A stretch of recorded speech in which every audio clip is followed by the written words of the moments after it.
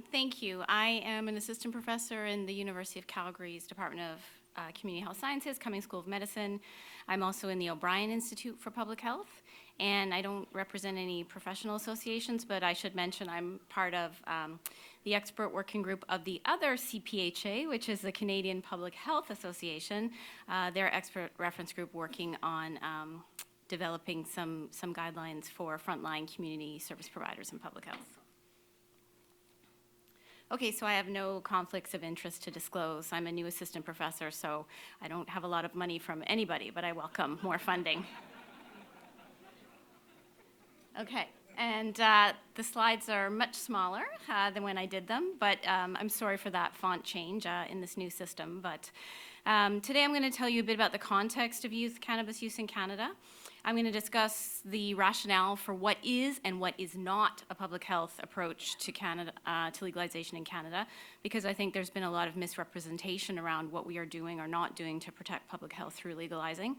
And I'm going to tell you about what the science says in prevention, what we've been doing well, and what we know in terms of the evidence for what works in prevention around cannabis and youth. Okay. So if it's not abundantly clear from the debates we've been having today about the state of the evidence for informing policy, to date, our policy frameworks in Canada have not been informed by evidence, but rather by politics and values.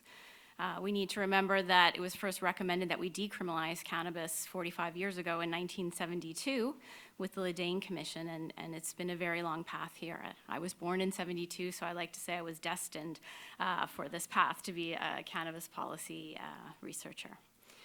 We know that, like other domains that we've been talking about today, the evidence is still developing. We know much about the risks for youth.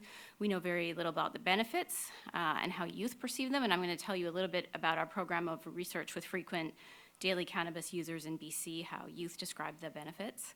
Our approaches to prevention in Canada and elsewhere are absolutely archaic and for the most part ineffective.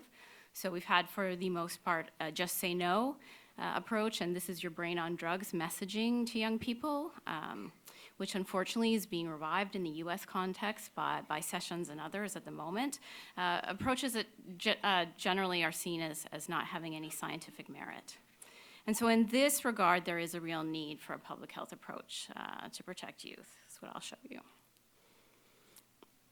So I think we've seen a lot of great bar charts and more up-to-date bar charts today from Health Canada about what the prevalence of cannabis use is in Canada, but I take these from the Canadian Student Tobacco, Alcohol and Drug Use Survey just because it's more use-specific. And so you will see, as we've been hearing about all morning and through the day, that it is youth and young adults in that 15 to 19, and in particular in the 20 to 24 demographic that have the highest prevalence of cannabis use in this country. But as you go down from people who report that they've ever used, so lifetime prevalence, to past 12 months and down to daily use, you see that those numbers fall. So the people who are using frequently and intensely are far lesser. And you'll see that difference between this Canadian Student Drug Use Survey, which is in 2014-2015, up to the Canadian Cannabis Survey, that the rates are much higher. And in public health, we're not hypothesizing that these differences in the epidemiology is because use has actually increased, but because now as we're moving towards this new policy context, there's less stigma around reporting, especially to a government survey, and so more people are coming forward to report use. I just wanted to break it down for you also by grade level around that notion of who's reported that they've ever tried versus who is using daily. And I think you can see there that, use amongst very young people daily is very infrequent. And sometimes it's useful to unpack these statistics around youth when we hear that Canadian youth have the highest rates among 15-year-olds in the developing world when it comes to cannabis. You can see that that use looks very differently depending on your grade and how often you're using. Now this is a slide specific to Alberta. I have this from the survey because the lead investigator for the Canadian Student Drug Use Survey is Cam Wild, my colleague at the University of Alberta. And I think it's very interesting to see that although we're quite focused on the fact that Canadian youth have very high rates of use, at least if you look at our jurisdiction, since 2008, cannabis use has fallen, it's halved. And by far, the most commonly used substance is alcohol. So while many people in public health are concerned, it's also important to look at the use in context over time and not just current, and also how it stacks up in compared to other psychoactive substances. Okay, so what is a public health approach to cannabis? I differ slightly from other ways that a public health approach has been invoked today, in that I take it from my definition from the Canadian Drug Policy Coalition and also Canadian Public Health Association, that we're recognizing not just the harms that we need to protect people from when it comes to these public health outcomes, but also that people use substances because they have beneficial effects and dare I say, pleasurable effects, things that they like and they enjoy. So we need to also factor that into our framework. So we're attentive to the potential for harms, but also the potential benefits. And in the particular case of prohibition of cannabis, we're making sure that the harms of having a substance criminalized are not outstripping the potential harms to health outcomes. I like to use this anecdote when I'm presenting to many public talks to lay people, in that, these harms of criminalization are not benign for your trajectory. If I have a criminal record for cannabis possession, which 500,000 plus Canadians do in this country, I can't volunteer at my child's preschool because I won't have a clean police record. I can't accompany my 8-year-old on school field trips. I can't coach community soccer. I can't travel to the United States, as well as having a social stigma and having a range of doors closed to me because of that criminal record. So I would argue that harm of having that record in many ways outstrips some of the potential health harms. I just wanted to give a little plug to the Canadian Public Health Association, who has embedded this type of public health spectrum of psychoactive substance use based on a document that came out in 2004 in BC with Every Door is the Right Door, looking at this type of spectrum of use of substances from the beneficial to the problematic. I think it's also important to remember that problematic use, when use is harmful, is also complex and is related to a range of factors in an individual social context, and can also be tied to experiences of trauma and health inequities. So this is a sense from what we know in public health that not everyone is equally at risk, and risk is, unfortunately, when it comes to psychoactive substances, concentrated amongst people who experience other health and social equities, such as poverty, trauma, colonization, and racism.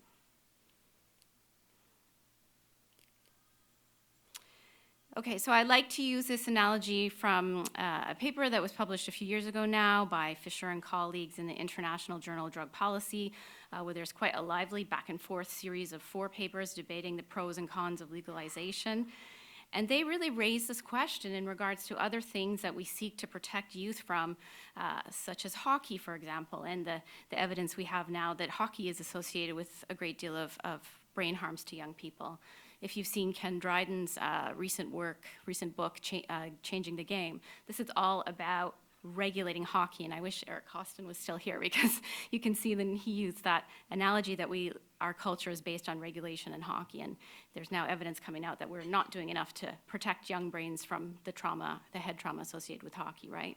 So this analogy that, if we really wanted to protect young people from health harms, we'd make a great many aspects of young people's daily lives illegal for their supposed protection. So is keeping something illegal the best way to keep young people safe, is the question we need to think about. This will be very hard to see with the font change in the slides, and I'm sorry, but I've made this table and it'll be available to you online in the slide deck that's posted. I've made my slides public for everyone. And I did this up for myself in the range of talks that I do to stakeholders in health and in law enforcement. The assumptions, fears, myths, and debates about the impact of legalization, particularly when it comes to youth, are quite strong and quite polarizing, almost as polarizing as some of the other debates we've been having today. So the idea on the one hand that legalization doesn't protect youth very much rests on the assumption that youth aren't already using in great numbers in an illegal market. And then the idea that we need to raise the age to 25 kind of is in contradiction to this idea that when most youth are using it at age 18, as we saw today, that's the age of initiation, setting the age much lower brings them into this legalized safe supply instead of interacting in the illicit markets. All of these assumptions that people are at risk can be countered through these ideas that we may not see the great dramatic rise in prevalence that many people seem to be worried about. And I'll show you some evidence around that. So there's three really big things that we see going on in this space, in this policy space in regards to youth and public health, that I think we need to carefully consider and unpack. And one is that legalization will not protect youth and public health. So this idea assumes that prevalence is going to rise, it's going to rise dramatically, and that harm will increase, that percentage of the people who maybe experience harm will increase along with overall prevalence. And so far we don't have evidence to suggest that will be the case.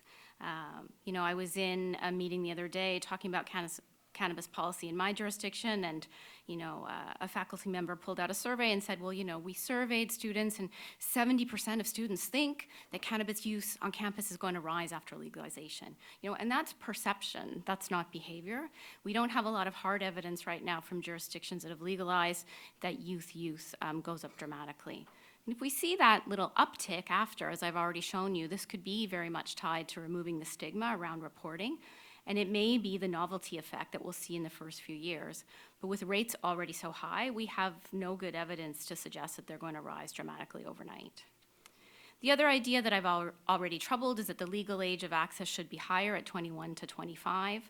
And this assumes that a higher age will protect harms to the developing brain. I also think this is very much out of touch with the ways that youth are using cannabis and accessing cannabis. I don't feel that there's any barrier right now in our current criminalized context to youth accessing cannabis. If youth want to access it, they know where it's available and they know how to get it. I feel that the reason that youth aren't using cannabis have to do with family, have to do with other types of things that are going on in their lives, and that the law alone will not protect them from accessing. The other idea is that in our educational programs, we need to focus on prevention, abstinence, and not normalizing youth and making youth abstain. And this rests on the idea that through education, we can really change behavior. I think what I'll show you is that we know that prevention science hasn't been effective for doing that, but what we can do through blanket universal population level approaches is raise awareness about some risks. But we really don't have good evidence that education based on abstinence has any effect.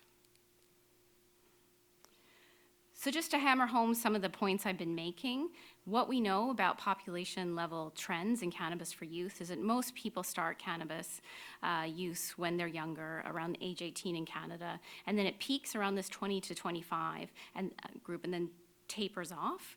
We know that most people are using infrequently and not without significant harms. That's not to negate that there are harms and risks, but that for most people, this is not the way that they're using with the frequency and intensity for harms. However, we do know that initiating use early on increases the risk of experiencing problems and trajectories of harm. I always like to use the caveat around this, though, that when we're talking about early use, most of us are in agreement that this is under age 15. So we say the earlier you start, the more likely you are to experience harm. But when we look at the literature, some of that risk is clustered in people who are starting at a very young adolescent age. And it kind of makes sense for cannabis or any other substance. If you're initiating use at 13, 14, there may be other factors going on in your family and your community that predispose you to risks. So I include this slide from the Healthy Kids Colorado survey, when I think the more reassuring statistics around how use did not dramatically change in the period post-legalization in that 2-year period. However, I think it's a very confusing landscape if you're going online and looking at different statistics. You can basically find a statistic right now in terms of the trends in a jurisdiction that support either, a slight uptick or a slight downtick or staying stable. So I think we need to interpret these statistics from the U.S. very carefully and look at our own data after we legalize.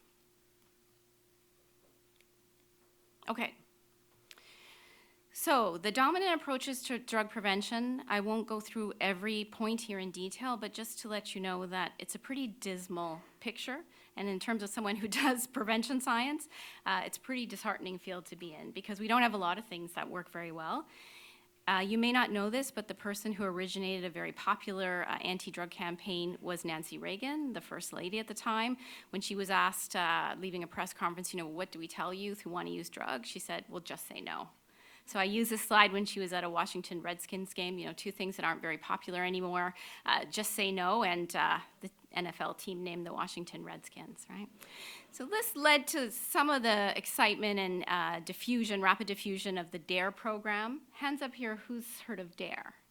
Okay, so quite a few people. So drug awareness and resistance education delivered by police officers in school. The trials of this show very little effects on reducing substance use, some iatrogenic effects, and actually increasing tobacco use. Aside from the fact that it's not really effective to have a police officer in uniform delivering you drug education, you can think about that, and people from Toronto know the very intense debate we have that for some communities, including racialized communities, a police officer is not a person of trust that you will want to talk with about your substance use or people selling drugs in your neighborhood. When we talk about the dollars that we're going to spend on education prevention, I think it's really important to remember that there are different levels of prevention and different levels of effectiveness for programs.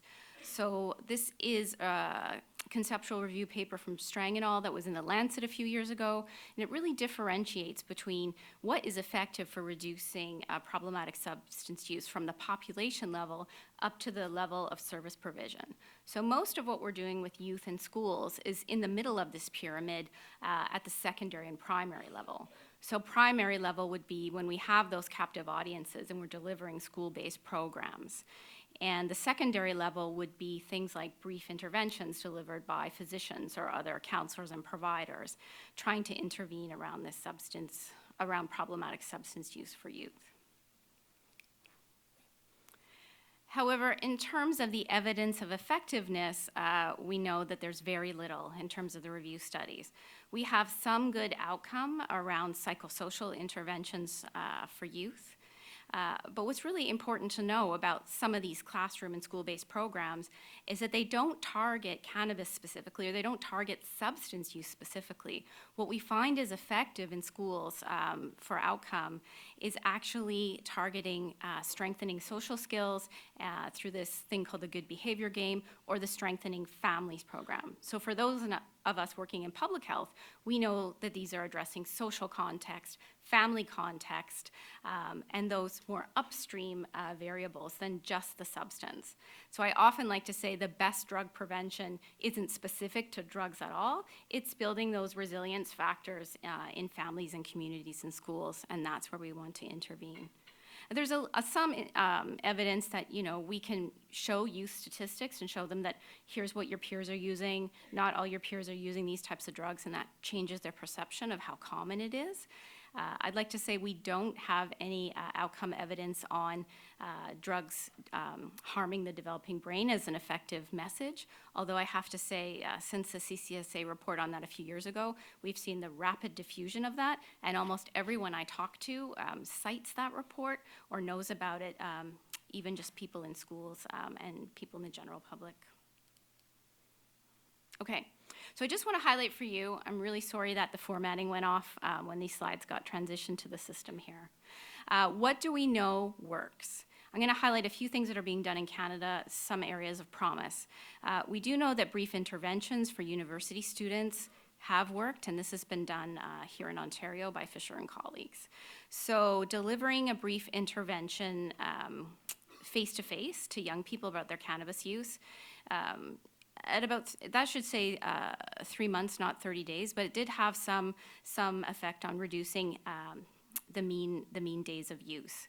However, at 12 months, it was promising for reducing deep inhalations, so the way that people are inhaling, it's reducing that to reduce harms, and also intoxicated driving. So these are essentially harm reduction interventions for young adults. We know that that works.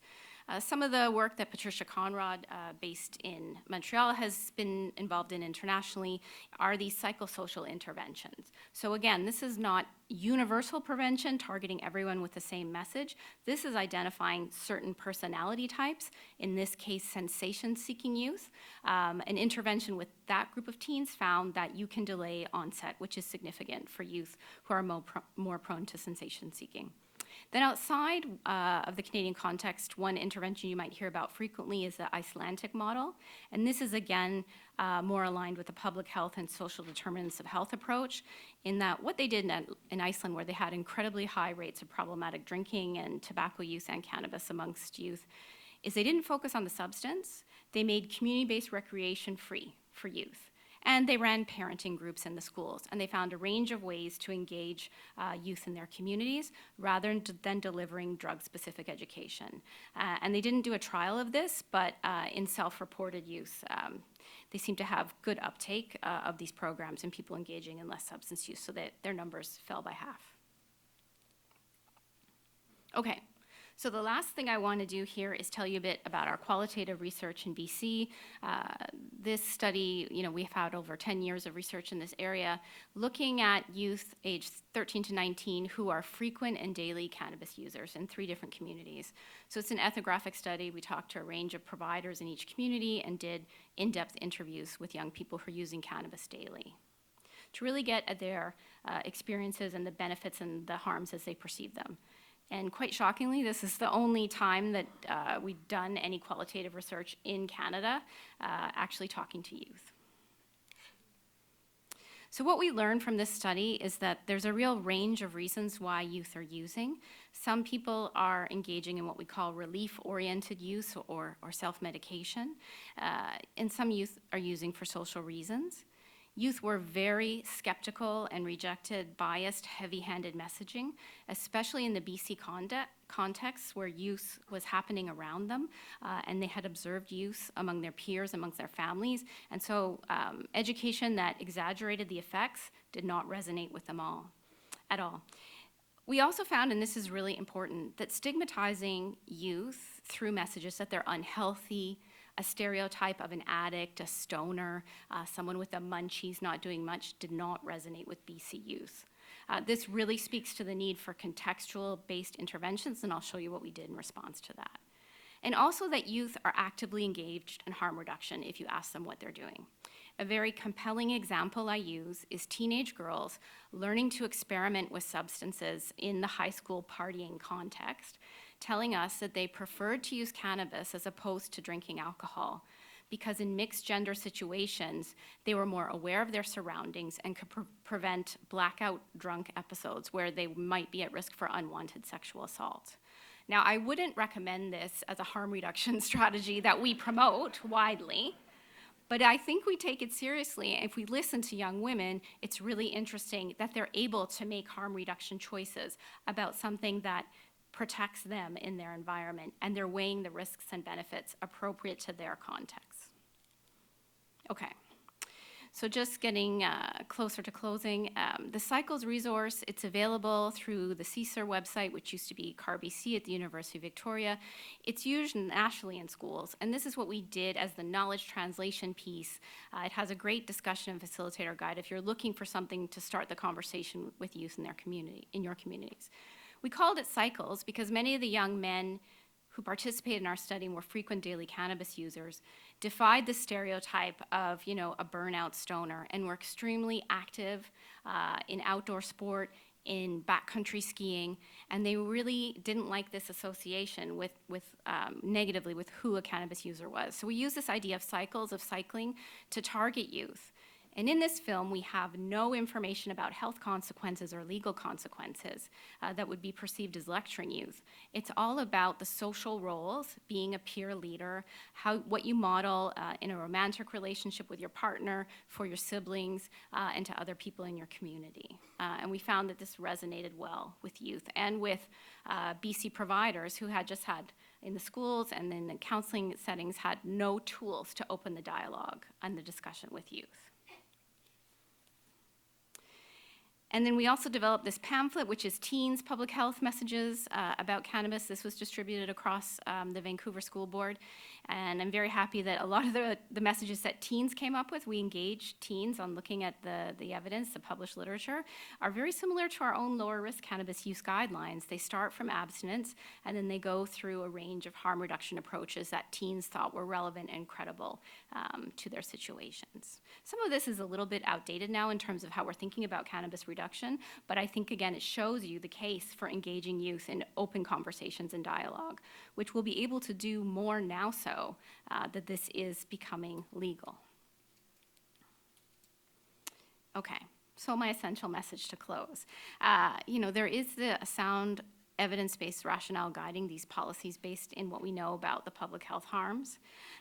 Legalization, I like to say, is not a recommendation for or endorsement of youth cannabis use. So I don't want you to come away with my talk today saying that, professor at the University of Calgary says it's great for youth to use cannabis. It's not an endorsement of use, but rather I think we need to think critically about who we're protecting and how we're protecting, and that legalization is not the doom and gloom and the epidemic of escalating youth prevalence that people are making it out to be, particularly in the debates we're seeing right now. And that evidence suggests cannabis prevention education has really not been effective. And this is why I'm more optimistic, cautiously so, than other folks in this space, because for so long we could not even say the words harm reduction, we could not even talk about how youth were using, and I hope that in this new context it opens up to new dialogue. Thank you.